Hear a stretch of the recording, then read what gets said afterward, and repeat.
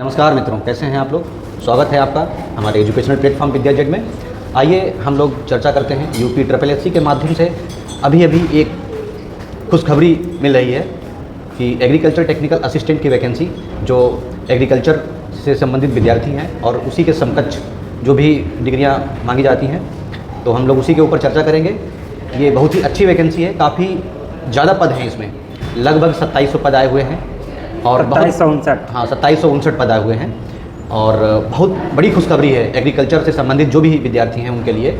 इससे पहले की एक वैकेंसी अभी प्रोसेस में चल रही है, जो अभी जिसका डॉक्यूमेंट वेरिफिकेशन ऑनलाइन माध्यम से कराया जा रहा है, जिसकी अंतिम तिथि 5 अप्रैल तक है। इसी बीच ये एक नया विज्ञापन जारी हो गया है और बहुत ही ज़्यादा पद हैं, बहुत ही अच्छी अपॉर्चुनिटी है। अगर आप सभी लोग इसी वैकेंसी में मेहनत करते हैं, जो हमारे विद्यार्थी पुरानी वैकेंसी में हैं वो तो सिलेक्ट हो जाएंगे। यदि जिसके नंबर कुछ कम हैं तो वो उसको निराश होने की आवश्यकता नहीं है और आपके लिए खुशी का माहौल है। बहुत बड़ी वैकेंसी है, आप लोग इसमें लगिए, अच्छे से प्रिपरेशन करिए। आइए इसी वैकेंसी के उपलक्ष्य में हम लोग चर्चा करेंगे इस पर कि इसमें कितने पद हैं, किस कैटेगरी में कितने पद हैं और इसकी तैयारी की रणनीति कैसे की जा सकती है। तो हम लोग स्टेप बाय स्टेप चर्चा करेंगे। अच्छा, प्रदीप जी एक बात बताइए जी, ये जो पिछली वैकेंसी थी इसकी उसमें लगभग कितने सीट थे? इसमें लगभग 3400 प्लस सीट थी। एग्जैक्ट तो मुझे नंबर नहीं याद है, लेकिन 3400 प्लस सीट थी इसमें। तो इस बार भी लगभग 2759 मान लीजिए 2800 सीट है लगभग। मतलब हाँ, बिल्कुल सीट तो बहुत ज़्यादा सीट ज़्यादा है।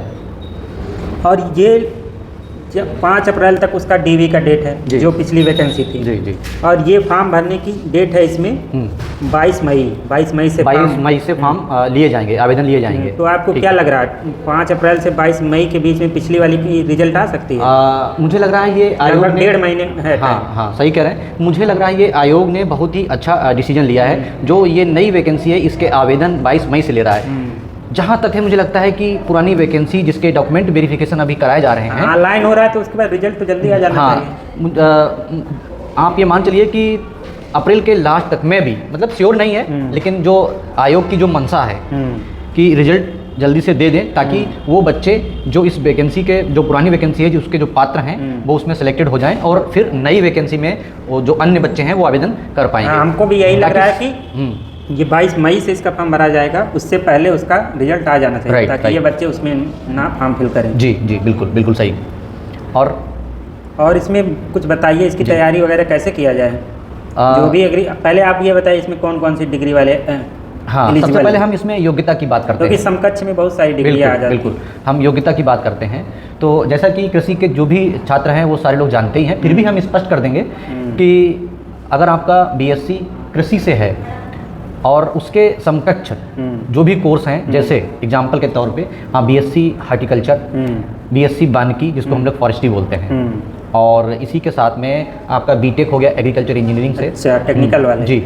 और आपका एग्री बिजनेस से एक 4 ईयर का होता है, 4 ईयर का मतलब जो ग्रेजुएशन होता है एग्री बिजनेस कोऑपरेटिव करके, मतलब एलाइड वाले, एग्रीकल्चर से रिलेटेड एलाइड वाले। BSc कम्युनिटी साइंस जो स्पेशल, इसको हम लोग BSc होम साइंस बोलते हैं, और जो केवल BSc एग्रीकल्चर वो क्या बोलते हैं आपके जो कृषि विश्वविद्यालय हैं वहाँ पे ये कोर्स संचालित किया जाता है, वो बच्चे भी एलिजिबल हैं। और इसके अलावा कुछ और भी कोर्स हैं जो 4 ईयर जो भी कृषि विश्वविद्यालय में चलाए जाते हैं वो एलिजिबल हैं। इसके अलावा अब तो बहुत सारे नए कॉलेज खुल गए हैं BSc कृषि और उससे संबंधित जो भी डिग्रियां हैं वो हमारे राज्य स्तरीय जो विश्वविद्यालय हैं वो भी चलाते हैं, तो आप वहाँ से भी अगर किए हैं तो कोई दिक्कत नहीं है आपको।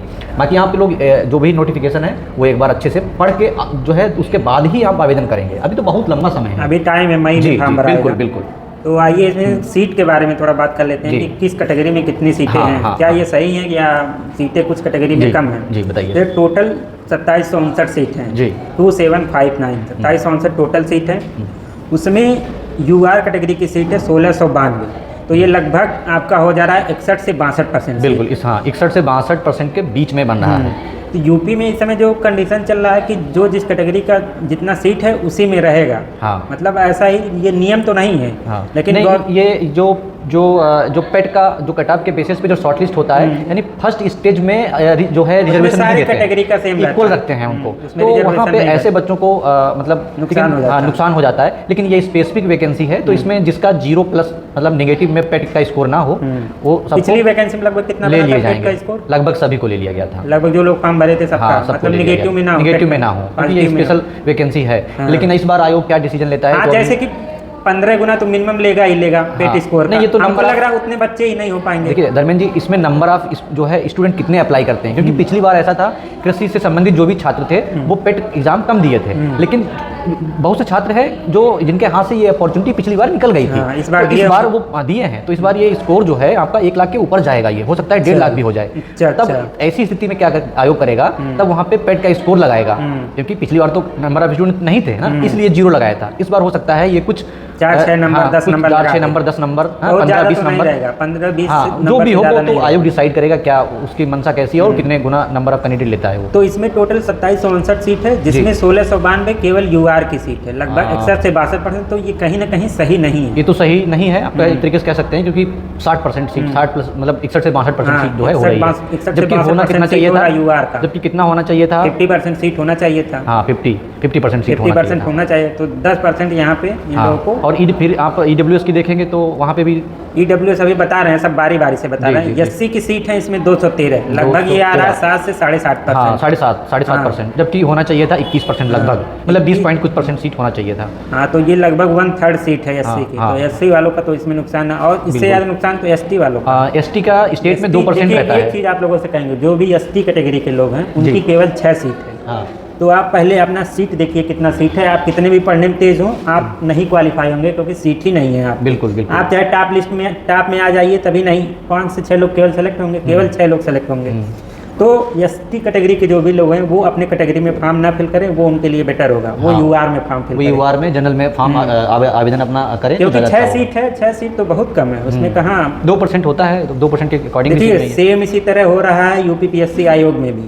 जैसे आरओ की वैकेंसी थी, लोग आरटीआई डाल के थक गए, सीट नहीं बताई कि किस कैटेगरी में कितने सीट है। बिल्कुल बिल्कुल। हाँ पीसीएस में भी वही हो रहा है, स्टार्टिंग में नोटिफिकेशन में बताते ही नहीं है कि किस कैटेगरी का कितना सीट है जी। बाद में लोग आरटीआई डालते हैं तो वो दे देते हैं, लेकिन वो बाद का नहीं पता रहता कि वो सही देते हैं कि लोगों को बस सेटिस्फाई करने के लिए दे देते हैं। उन सब चीज़ों का कोई मतलब नहीं होता बाद में देने का। जी जी बिल्कुल। तो ये सब थोड़ा आरक्षण का मुद्दा तो यूपी में है, मतलब आरक्षण का बवाल तो है ही। एसटी का केवल 6 सीट है, ये बहुत कम नंबर है। सोचिए 2759 सीट में केवल 6 सीट है। इसके बाद ओबीसी का इसमें 573 सीट है, ये लगभग 20-21%, 28%, तो 6-7% यहाँ भी 6-7% सीट यहाँ भी कम है। और EWS का 275, तो ये लगभग 10% ये पूरा है, एग्जैक्ट लगभग 10% है। तो यहाँ पे थोड़ा लगभग 70% थोड़ा सा आरक्षण का मुद्दा है, इसको लेके अभी 60 से मतलब 61 से 62% सीट जैसा आप बता रहे हैं कि यूआर के लिए है, और 10% जो आप EWS का बता रहे हैं, तो ये टोटल सीट मिला के मतलब 71 से 72% सीट जो है वो यूआर और EWS के लिए आरक्षित सीट है, कह सकते हैं। और बाकी 25-30% में सब लोग, हाँ बाकी अन्य लोग हैं।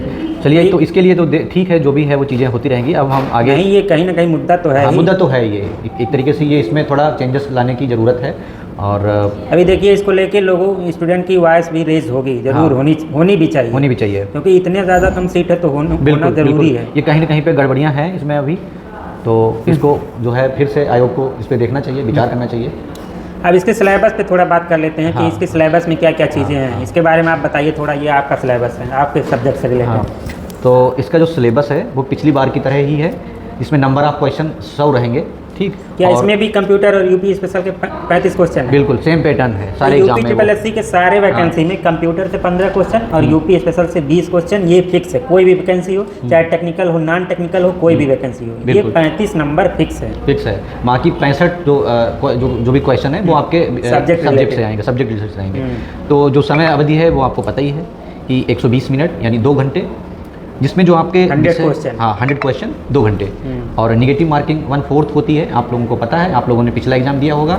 5 ऑप्शन रहेंगे, ऑप्शन ई भी रहता है, जैसा कि आप सभी लोग जानते हैं। इनमें से कोई नहीं। हाँ, जो ऑप्शन 5वां ऑप्शन होता है ई ऑप्शन, वो होता है इनमें से कोई नहीं। तो आइए हम देखते हैं कि इसमें विषय मतलब कौन कौन से जो आपका जो विषय है वो रहेंगे, यानी कि आपका जो सिलेबस है हम उसकी चर्चा करेंगे इसमें। हालांकि इन्होंने सिलेबस के अकॉर्डिंग जो है पिछली बार पेपर सेट नहीं किया था, वो पूरा पेपर इन्होंने मिक्स कर दिया था। यहाँ पे इन्होंने जो इन्होंने बांटा है उसमें फसल विज्ञान यानी क्रॉप साइंस को 25 क्वेश्चन, अधिकतम अंक जो है वो 25, यानी 25 प्रश्न 25 अंक, ठीक है। और जैव तकनीकी, पादप प्रजनन व क्रॉप फिजियोलॉजी, ठीक है, इसके 10 सवाल रहेंगे। फिर आपका जो है मृदा एवं जल प्रबंधन, इससे आपके 15 सवाल रहेंगे, 15 अंक के। फिर है आपका कृषि प्रसार यानी एक्सटेंशन एजुकेशन, इसका आपका रहेगा 5 क्वेश्चन 5 नंबर के। फिर आपका है कृषि अर्थशास्त्र एवं योजनाएं, ठीक है, 5 सवाल 5 नंबर, ठीक है। फिर आपका रहेगा पशुपालन एवं दुग्ध विज्ञान, 5 सवाल 5 नंबर, ठीक है। फिर जैसा कि अभी हमारे जो है धर्मेंद्र जी बता रहे थे कि कंप्यूटर्स जो है वो आपका 15 नंबर का रहेगा। और उत्तर प्रदेश राज्य से संबंधित सामान्य जानकारी, ये आपका कंप्यूटर 15 नंबर और यूपी 20 नंबर का रहेगा। बाकी 65 नंबर में आपका टेक्निकल सब्जेक्ट रहेगा, जो तो आपका ये जो है ये के सब्जेक्ट 100, इसमें 100 अंक रहेंगे टोटल और 100 प्रश्न रहेंगे। 2 घंटे की समय अवधि रहेगी। समय कम नहीं पड़ता, समय पर्याप्त रहता है, 2 घंटे में आराम से पेपर बाकी आप लोग जो है ये देख लीजिएगा UPSSC की वेबसाइट से, और हमारे टेलीग्राम चैनल पे भी आपको मिल जाएगा। आप सर्च करेंगे विद्या जेट के नाम से, आपको वहाँ पे ये जो है नोटिफिकेशन हाँ मिल जाएगा। और अब हम तैयारी से संबंधित बात करते हैं। तो देखिए पिछली बार जो पेपर सेट किया गया था उसमें जो कृषि से संबंधित थे वो सामान्य जानकारी के प्रश्न ज़्यादा थे, और जबकि हमारे जो साथी थे उन्होंने स्पेशल बहुत ज़्यादा गहन अध्ययन किया था, तो ऐसे प्रश्न आए नहीं थे। हाँ, तो और एक जो इन्होंने सिलेबस दे रखा था, एक पैटर्न दे रखा था कि हम इतने सवाल यहाँ से पूछेंगे, वो फॉलो नहीं किया था। उसको इन्होंने मतलब कहीं से भी कुछ भी सवाल उठा के बना दिए थे।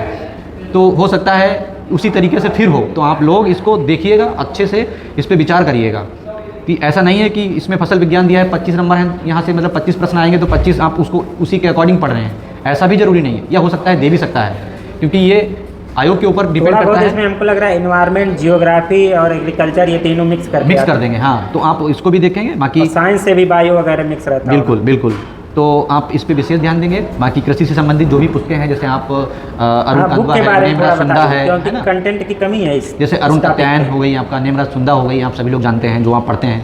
अन्य भी जो आप एग्रीकल्चर हैंडबुक है आप उसको पढ़ते हैं, तो आप इसको देख लेंगे। लेकिन ये भी बहुत ज़्यादा है, इसमें आप देखेंगे क्या पढ़ना है क्या छोड़ना है, तो इस चीज़ को आप देख लेंगे।